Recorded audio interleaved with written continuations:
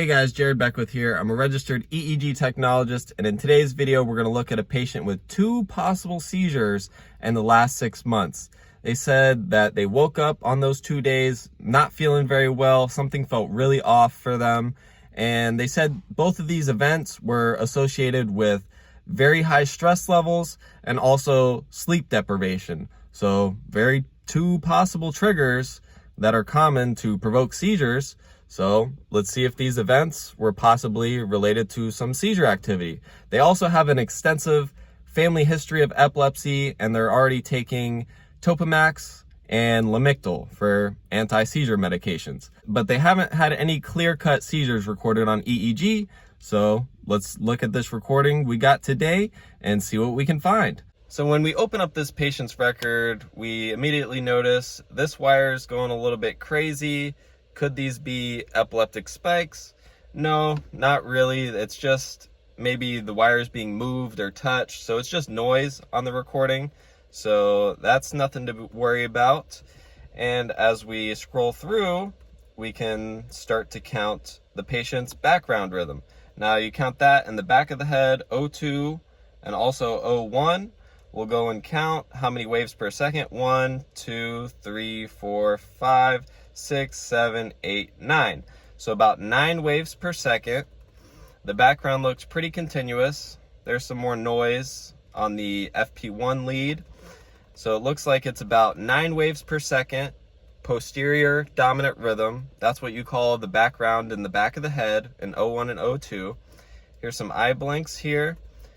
And as we scroll through, we can see that it's pretty continuous. It's continuous. It's symmetric, so it's the same on both O1, which is on the left side of the head, and O2, which is on the right side of the head. So continuous, it's symmetric, and it's also reactive. So over here, the eyes are closed. You can see the clear background posterior dominant rhythm in the back of the head right there. But over here, eyes open, and when the patient opens their eyes, you're not able to see the background rhythm as much. It kind of disappears, or it attenuates. That's another way to say the background goes away.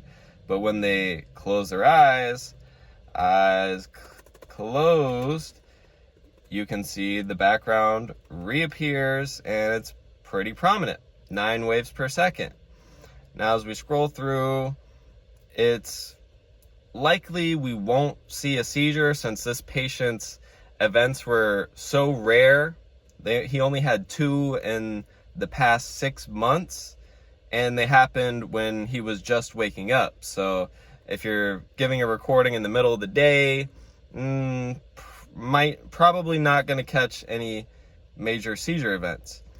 But especially in this record, I'd say it's important to, after you do the initial eyes open, eyes closed, check the reactivity of the background like we did.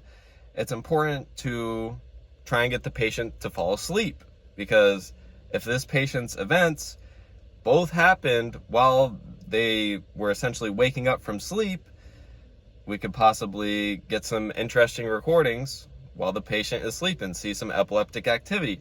That's our goal while we're doing this recording, to try and elicit some discharges so the doctor can get a better idea of what's going on. Now, we do that through activation procedures. One common one is showing a flashing light. We can stimulate the patient's visual cortex in O1 and O2. You'll see a spike on the recording with every flash of light that we show them. That's called photic driving. That's normal. It's also normal not to see photic driving, but it's something interesting to test. Now, we also have the patient hyperventilate for a couple minutes, see if we can get some buildup, some slowing on the record. But it'll resolve after the patient's done hyperventilating pretty quickly. That's another thing that we can test for. And another key activation procedure, especially in this one, is to try and get the patient to fall asleep. So I don't think they were able to get the patient to fall asleep in this case, unfortunately, but we may have gotten a little bit of drowsiness near the end of the recording. So as we scroll through, I haven't seen any clear epileptic discharges, nothing of real concern, just that nice, continuous, symmetric, about 9 waves per second background in the back of the head. Now we got some of the wires going crazy over there, just probably from the patient's head on the pillow at O2, probably moving his head a little bit. Now, if we open up the trends, we can see this very bold line at 10 waves per second. That's corresponding with the background that we were looking at, about 9 or 10 waves per second in all the areas of the brain, symmetric. But if you can see right here, the line kind of disappears right here. Now, the reason for that is, if we click to go there, that is because the patients are eyes open. The patients have their eyes open. So that just shows it's a normal, reactive posterior dominant rhythm. Pretty cool. And then as the patient closes their eyes again, it goes back to that nice, about 9 to 10 waves per second in the background. That's it for that EEG recording. We didn't see any epileptic activity, but they could still possibly have epilepsy. It actually makes sense that they do have epilepsy, but it seems like their seizures are well controlled with their medications Topamax and Lamictal, especially since they only have had 2 events in the last 6 months. That's a pretty good sign. And we didn't see any interictal discharges on the recording or any seizure activity. That's a great sign. Now, if you guys want to become an EEG technologist just like me, you can go on my website. I have a free 6-step guide, how to become an EEG technologist.